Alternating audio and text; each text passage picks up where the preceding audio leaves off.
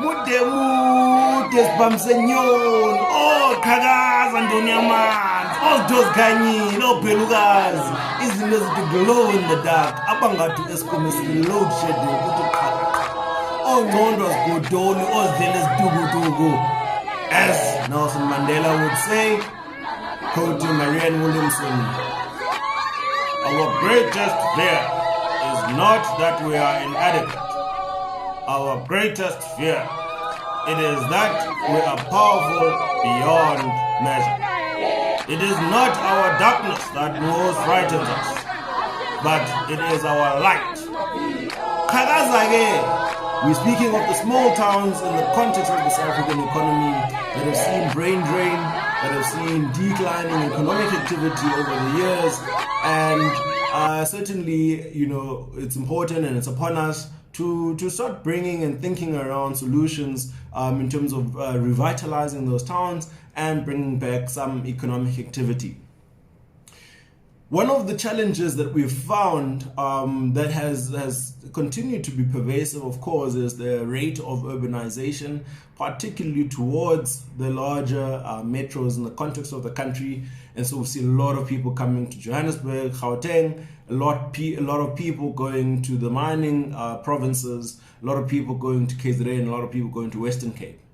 What happens to the small towns? And so the challenge we find ourselves in South Africa is that our primary markets, our primary sector, and our strategy for that sector seems not to be closely and appropriately aligned to our industrial strategy and our industrial policy.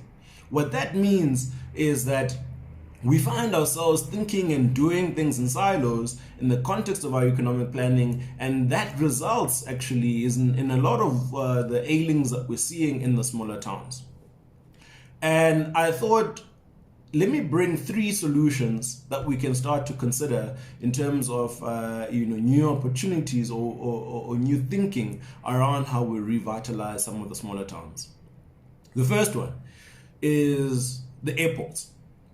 If we understand that a new airline that's being revitalized. So in the context of revitalization, I heard I'm a him by Mandela airline. Hey, Amba July. In any case, that is one of the challenges that we find in the smaller towns, is that flights to those smaller airports are really expensive, and it makes doing business really difficult.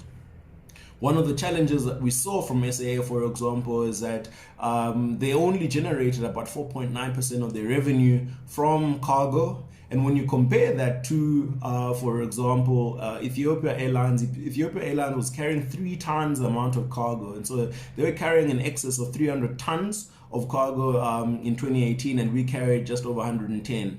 And you compare again to Emirates, one of the world's leading airlines, they were getting about 15% of their revenue from cargo. And so there's certainly now an opportunity for a cargo strategy for SAA. And given the fact that there's a lot of agriculture activity happening in these provinces, Limpopo, Eastern Cape, there's certainly an opportunity also, given the fact that we've got the AfCFTA, which is the Africa Free Continental Trade Agreement, and that should be a catalyst for intracontinental trading activity. And so these are the things that we ought to look at and say, how do we, for example, make sure that we target these smaller nodes as export hubs for agriculture? So you think about KZN, you think about Eastern Cape, you think about Limpopo, you think about Mpumalanga. That's where a lot of the agriculture activity is taking place in the context of the economy. And this kind of investment would certainly bring impetus also then for the next suggestion that I certainly was going to bring around making sure that we decentralize our industrial thinking. I'll make the example. So Eastern Cape, particularly around Barkly East, that is the wool node of the country. They're creating the highest number of wool in terms of kilograms and tons in South Africa as well as in the continent. And therefore, why don't we ensure that we've got industrial nodes that are set up right there so that all of the wool cleaning, sorting, and manufacturing can happen closer to the source. That means that already then you can start to professionalize, and again that's going to go to the third point I was going to make, but you can start to bring a different kind of activity, different kind of impetus from an economic activity point of view to those areas beyond just growing the sheep, rearing them, and getting some wool out of them. And now there's an opportunity for a textiles industry to grow, particularly then the manufacturing component of that. One of the reasons our textiles industry in South Africa did come under a lot of pressure was particularly due to its inability to scale, and as a result we couldn't compete in price compared to the East African countries, and as a result it resulted us in being uncompetitive from a textiles point of view. Now here's an opportunity for the economy to think around building scale around textiles, given for example Otumakala or Stacharam, also an area that's got a lot of sheep. There's also other towns closer to the Cape, and these are some of the thinkings that certainly can start to again think around the revitalization of these towns, because now you're reinvesting and you're bringing back industrial capacity, and that's one of the things we've failed as a country, is building industrial capacity. The last thing is around professionalization of municipalities. Municipalities, I view them as network industries. And what that means is that they are the true enablers of economic activity. When the roads are debilitated, cargo can't move, logistics can't work, and people can't move from meeting to another meeting. When you've got small towns that have traffic clogs, that particularly is a drain on economic activity in the context of the country as well. And so how do we imagine municipalities in a way in which we can professionalize them? If we know, for example, that Port Elizabeth is called the Windy City, we know that in terms of alternative energy in South Africa, wind is the largest contributor of the 6,000 megawatts that we currently have in alternative energy.